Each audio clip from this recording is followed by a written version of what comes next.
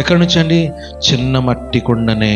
ఆ చిన్న మట్టి కుండలనే ఐశ్వర్యము, దాంట్లోనే మహాధనముగా మరి సమకూర్చున్నాడు మనకున్నది అని. ఇదిగో అపోస్తలుడైన పౌలు 2 కొరింథీ 4:7 చెప్తున్నాడు. చిన్నదే కానీ దాంట్లో దాచిపెట్టాడు.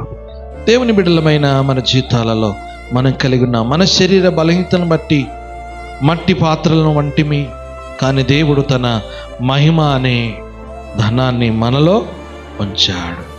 మనలో ఏముంచాడట? మట్టి పాత్రనే, కానీ ఒక ధనాన్ని నీలో పెట్టాడు. ఆ మట్టి ధనాన్ని నువ్వు ఉపయోగించాలి, దాన్ని నువ్వు వాడాలి. కొందరికి పాటలు పాడే వరం ఉంటుంది, కొందరికి ప్రార్థన చేసే వరం ఉంటుంది, కొందరు సాక్ష్యం